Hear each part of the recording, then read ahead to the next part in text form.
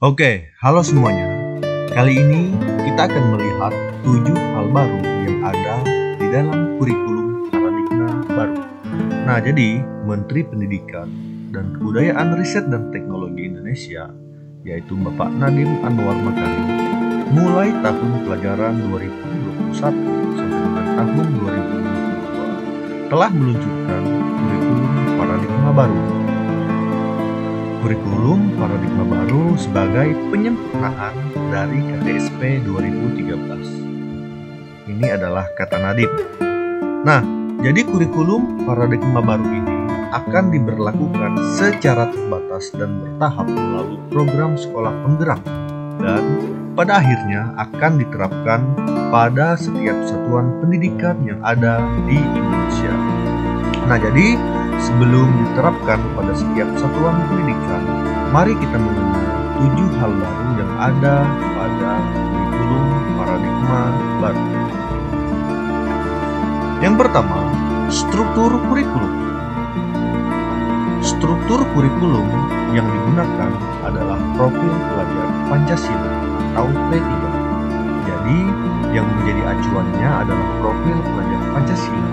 Ini di dalam mengembangkan standar isi, standar proses, dan standar penilaian atau capaian pembelajaran. Jadi dalam prinsip pembelajarannya serta asesmen nasional.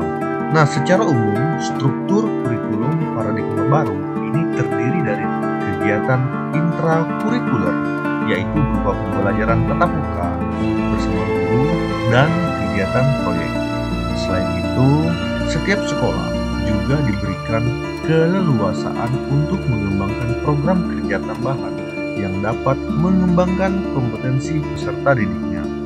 Program tersebut disesuaikan dengan visi, misi, dan sumber daya yang tersedia di sekolah tersebut.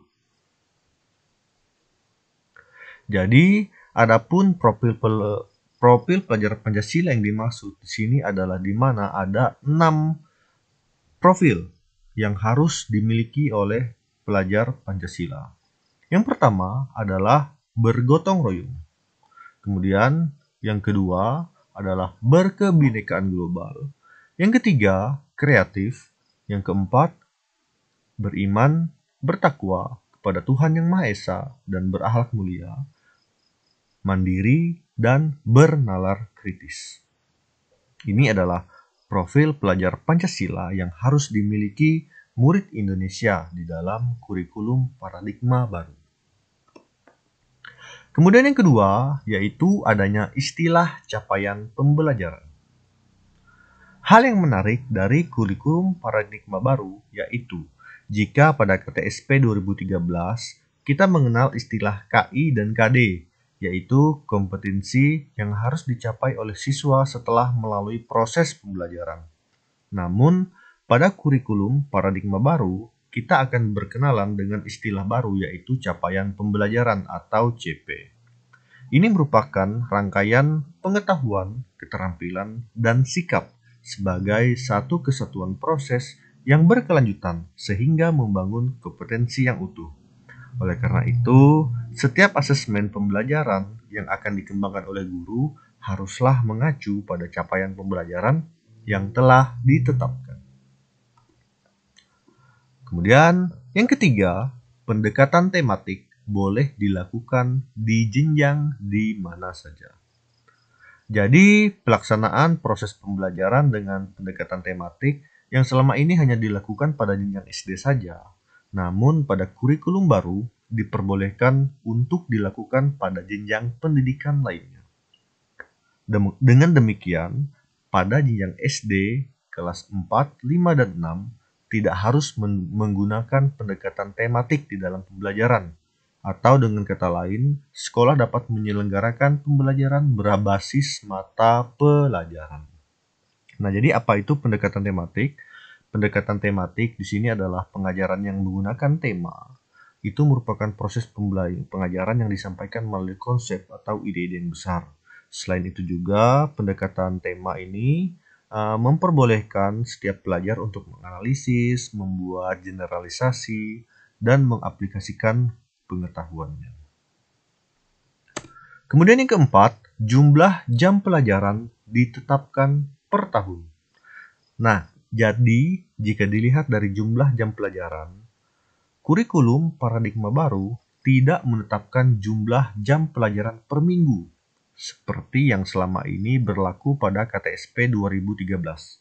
Akan tetapi, jumlah jam pelajaran pada kurikulum paradigma baru ditetapkan secara per tahun, sehingga setiap sekolah memiliki kemudahan untuk mengatur pelaksanaan kegiatan pembelajarannya. Jadi, suatu mata pelajaran bisa saja tidak diajarkan pada semester ganjil, namun akan diajarkan pada semester genap, atau dapat juga sebaliknya. Misalnya, mata pelajaran IPA di kelas 8 hanya diajarkan pada semester ganjil saja.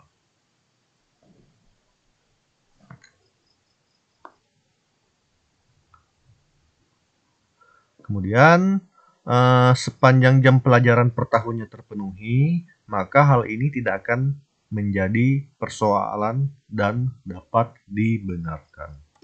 Kemudian, yang kelima, sekolah juga diberikan keleluasaan untuk menerapkan model pembelajaran kolaboratif antar mata pelajaran, serta membuat asesmen lintas mata pelajaran. Misalnya, berupa asesmen sumatif dalam bentuk proyek atau penilaian berbasis proyek. Jadi pada kurikulum paradigma baru, siswa SD paling sedikit dapat melakukan 2 kali penilaian proyek dalam 1 tahun pelajaran. Sedangkan siswa SMP dan SMA ataupun SMK setidaknya dapat melakukan 3 kali penilaian proyek dalam 1 tahun pelajaran. Hal ini bertujuan sebagai penguatan profil pelajar Pancasila. Yang keenam, mata pelajaran TIK diadakan kembali dengan nama Informatika. Untuk mata pelajaran Teknologi, Informasi dan Komunikasi yang pada KTSP 2013 dihilangkan, maka pada kurikulum paradigma baru, mata pelajaran ini akan dikembalikan dengan nama baru, yaitu Informatika, dan akan diajarkan mulai dari jenjang SMP. Bagi sekolah yang belum memiliki sumber daya atau guru informatika, maka tidak perlu khawatir untuk menerapkan mata pelajaran ini, karena mata pelajaran ini tidak harus diajarkan oleh guru yang berlatar belakang TIK atau informatika, namun dapat juga diajarkan oleh guru umum. Hal ini disebabkan karena pemerintah melalui Kementerian Pendidikan, Kebudayaan, Riset, dan Teknologi telah mempersiapkan buku pembelajaran informatika yang sangat mudah digunakan dan dipahami oleh peserta didik. Kemudian, yang terakhir, adanya mapel IPAS atau gabungan dari ilmu pengetahuan alam dan ilmu pengetahuan sosial. Untuk mata pelajaran IPA dan IPS pada jenjang sekolah dasar kelas 4, 5, dan 6 yang selama ini berdiri sendiri. Namun pada kurikulum paradigma baru, kedua mata pelajaran ini akan diajarkan secara bersamaan dengan nama mata pelajaran ilmu pengetahuan alam sosial atau IPAS.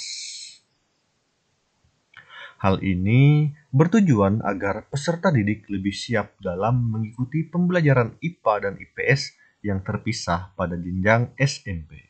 Sedangkan pada jenjang SMA, peminatan atau penjurusan IPA, IPS, dan bahasa akan kembali dilaksanakan pada kelas 11 dan 12. Oke, demikianlah 7 hal baru yang ada di dalam kurikulum paradigma baru. Sekian dan terima kasih.